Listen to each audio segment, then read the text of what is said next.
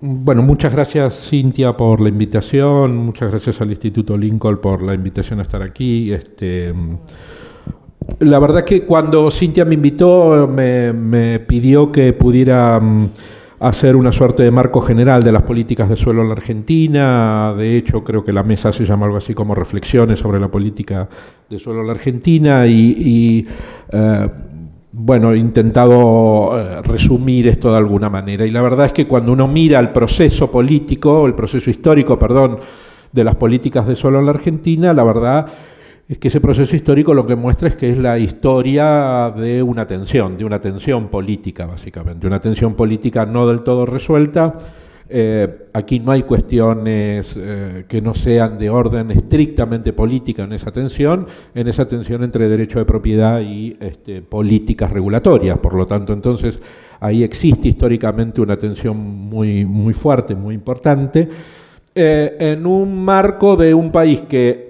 no solamente es muy altamente urbanizado, sino además muy antiguamente urbanizado, ¿no? Este país ya era urbano en la década del 30 del siglo pasado, con lo cual la discusión sobre el urbano, la discusión sobre la tierra, la discusión sobre las políticas de suelo no son discusiones de los últimos años, son discusiones extraordinariamente antiguas, tan antiguas como que el primer loteo en la Argentina, por lo menos registrado, la primera promoción inmobiliaria en la Argentina, por lo menos registrada, es la que hace la familia Quintana, que después es presidente de la Nación, Manuel Quintana, en 1873, y que crea el pueblo de Pontevedra, ahí en el límite entre Merlo y La Matanza. Digo, el señor inventa una cosa muy importante, más que la Vic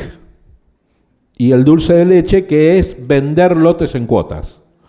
Y eso es un invento argentino muy interesante porque instituye un mecanismo de acceso al suelo a través,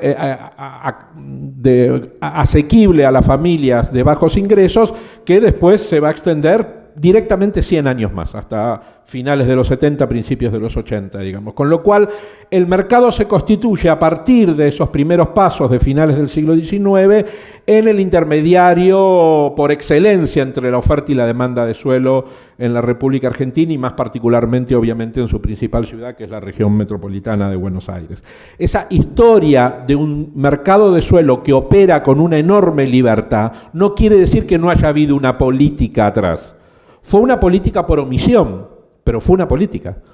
Fue una política en el mejor estilo de la definición de Oslak y O'Donnell, ¿no? De una política pública es el conjunto de acciones y omisiones que se toman para resolver un problema. Para resolver este problema, el camino que se tomó fue omitir cualquier interferencia, digamos, cualquier regulación sobre el suelo en un país donde, vuelvo a insistir, es